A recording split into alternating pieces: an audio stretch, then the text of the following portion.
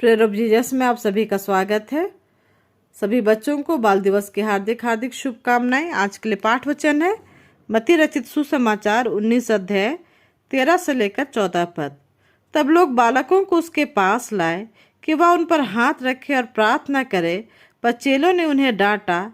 यीशु ने कहा, बालकों को मेरे पास आने दो और उन्हें मना ना करो, क्योंकि स्वर्ग का राज ऐसो ही का है। अभी के लिए पाठ वचन समाप्त हुआ। यह परमेश्वर का वचन है। परमेश्वर का धन्यवाद हो।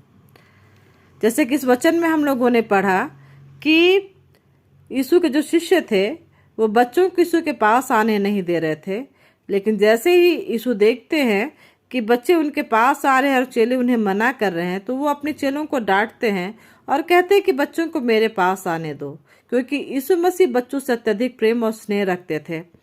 और वो कहते हैं कि बच्चों को मेरे पास आने दो और उसको मना मत करो, क्योंकि स्वर्ग का राज इन्हीं बच्चों के समान है। कैसे? वह ऐसे जिस प्रकार बच्चों का हृदय कितना स्वच्छ, निर्मल और पवित्र होता है। वो निष्कलंक होते हैं, पाप रहित होते हैं। अगर बच्चे आपस में लड़ाई झगड़ा करते भी है, मनमुटाव उनका होता भी है एक दूसरे के साथ, लेकिन वो जल्दी ही इस बात को भूल जाते हैं और एक दूसरे के अपराध को, पाप को वो क्षमा कर देते हैं, उस लड़ाई को वो भूल जाते हैं। लेकिन हम बड़ों का हृदय इन बच्चों की तरह नहीं होता है। अगर हमारा किसी से लड़ाई झगड़ा हो जाता है या मनमुटाव हो जाता है, तो हम लोग उसे याद रखते हैं और एक दूसरे को क्षमा नहीं कर पाते हैं। लेकिन बच्चों का हृदय ऐसा नहीं होता है।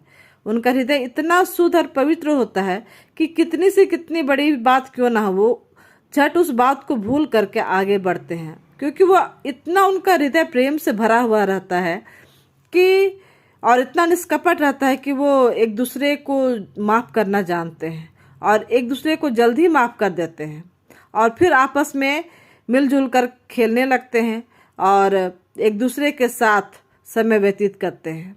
तो हाँ, आज इस समय में हम सबों को या हम सबों के हृदय को ऐसा बनाने की आवश्यकता है या खुद ऐसे बनने की आवश्यकता है कि हम भी एक दूसरे के अपराध को क्षमा कर सके।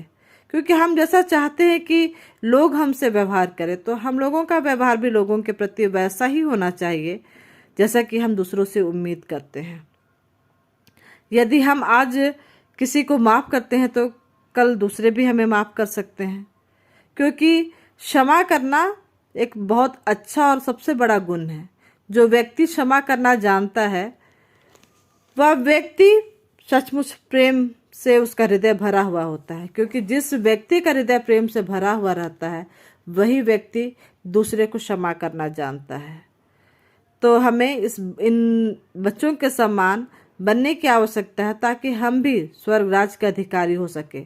और जैसा बच्चों का हृदय छल रहित, निष्कपट होता है, निष्कलंक होता है, तो हमारे जीवन को, हमारे हृदय को वैसे ही निष्कलंक और पवित्र होने की आवश्यकता है, ताकि हम भी स्वर्ग के राज के अधिकारी हो सके और सरलता से उस मार्ग में जाने पाए, ताकि अपने सारे पापों से, सारे बंधन से हम मुक्ति पा सके और यीशु पर विश्वास कर सके और उसके राह में हम चल सके और दूसरों को माफ़ कर सके, जैसे कि यीशु ने हमें माफ़ किया, हमारे पापों को क्षमा किया और हमारे पापों के लिए क्रूस पर चढ़ गए और अपना बलिदान दे दिया कि हमें पापों से मुक्ति मिल सके।